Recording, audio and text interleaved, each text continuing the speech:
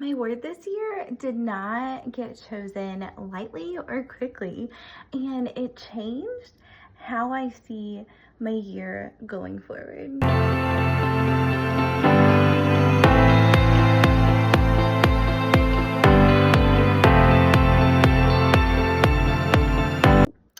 I spent a lot of time in prayer about my word of the year, and I didn't want it to just be a word that was easy or that didn't really have much meaning behind it. And I definitely didn't want it to be something that was just more worldly focused than it was on what God wanted me to intentionally focus on in this year to come. So let's get into that. So I often get swept up by social media and wanting to make sure that everything in my life runs like a well-oiled machine. You know what I'm saying? Like, I want the perfect schedule, the perfect routine. Like, I want it to all just go perfectly. And if I've learned anything in life, that nothing goes as planned, right? And so to get my word of the year, I really spent some time reflecting kind of on that and kind of what I just wanted my life to look like in this season. I've talked a lot about or mentioned a lot about being in a season of waiting. And so I just kind of spent a lot of time thinking about that, reflecting on the past year and what I really want this season, this year to look like, what I want my life to look like, what I want it to feel like, more importantly. And I will say, to get my word, I started by asking ChatGPT to give me some words of the year, because there's a whole lot of words that you can pick from. And so I just kind of wanted to narrow it down. And from there, I kind of went back and forth on some that really stuck out to me. And then I prayed a lot. And let God show me what He wanted me to focus on in this season. Now, you guys, you don't need to go to ChatGPT, okay? You just need to spend some time reflecting and in prayer. I highly recommend just praying about it. And God will show you, He'll speak to you, and He'll show you the word that really sticks out. And then what I love about Him is that He will plant these little nuggets. He will show you these little signs that you are focusing on the right thing. And I love that. So I prayed a lot about it. And even then, I still wasn't sure, because the word that I got was rooted. I still wasn't quite sure. I was like, what does that even mean? I feel like that's not a good word, you know? And so instead of writing it off and trying to pick an easier word that I felt like I could do and accomplish, I chose, before I wrote it off, to kind of dig in to see what God had for me. So the word rooted, it's an adjective, and it means firmly established over time.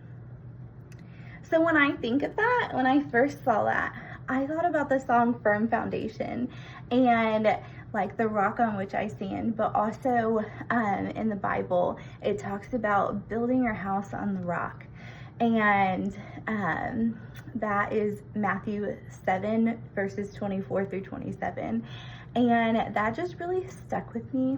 It stuck out to me that I'm working on building a solid foundation, a firm foundation on the rock.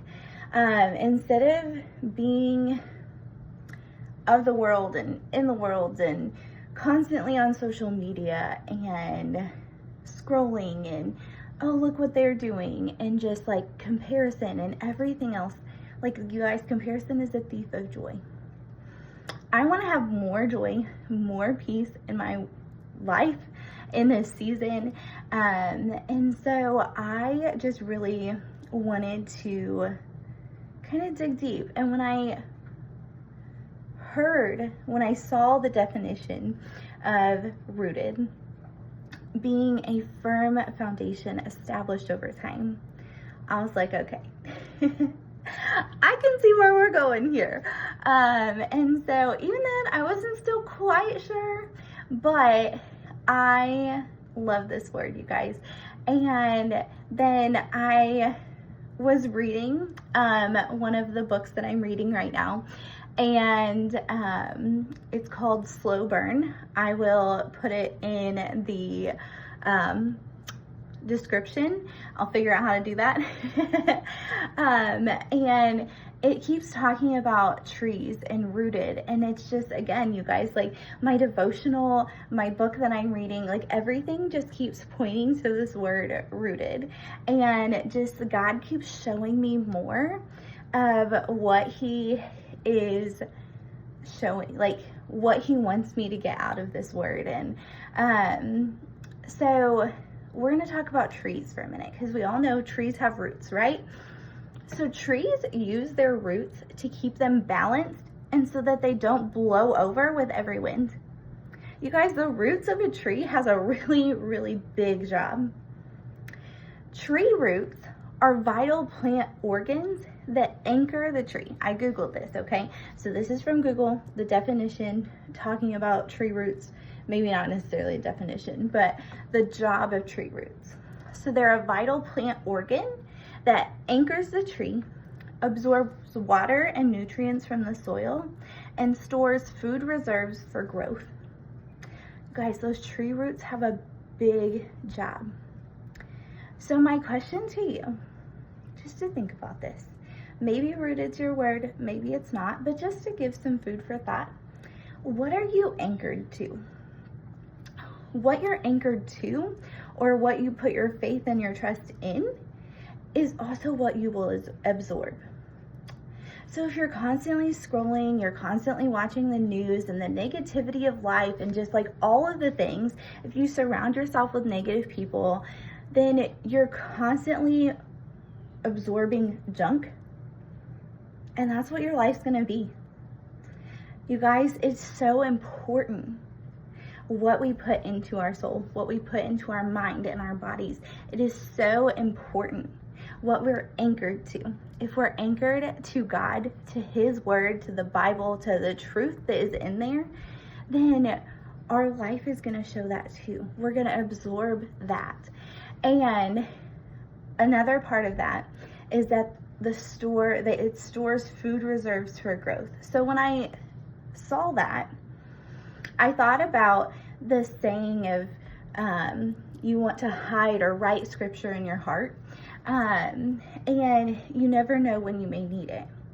So I think of this as the reserves for growth, because there will come a time when you will need to dig deep and find that anchored hope, that written scripture on your heart during a life storm, during a season where you kind of just don't know what to expect. Maybe you're waiting and you've been waiting for a long time, like I have. And it's just, you need to dig deep and find those hidden scriptures, those written scriptures on your heart to kind of dig deep and know what you're anchored in. So you guys, that is my word of the year. I am so excited for this word and to continue to see where God guides it, what he shows me in this season. I have never been so excited about a word of the year, never been so sure of a word of the year, and excited to stick with it and see what comes from it, as I am this one. And I wasn't sure about it to start. So I love it so much. If you have not picked a word of the year, I highly recommend it, because instead of thinking about all of the things you want to do, think about how you want your life to feel, what you want to focus on in this season that you're in this new year. It is a lot easier, in my opinion, to find a word that kind of encompasses what you want from how you want it to feel, what you want from this season. It's a lot easier to focus on a word than I'm going to do 625 workouts and I'm going to eat 632 great meals and whatever New Year's resolutions there are. You know what I'm saying? And so I just find that a word of the year is a lot easier to focus on versus focusing on like a whole big thing, a whole list of big things. It is a lot more feasible, easier to maintain. And so if you've not picked a word of the year, I just pray that you will sit down, take some time to get alone with God, and really pray about what He wants you to focus on in this season, in this new year. I am so glad that you guys are here and part of this journey with me as we take root this word of the year. And I just want to pray over your word of the year too. So if you will share your word once you've prayed about it and just gotten alone with God and just really dug deep and found that word, I would love for you to share that word in the comments so that I can pray over you and your word. Bye guys.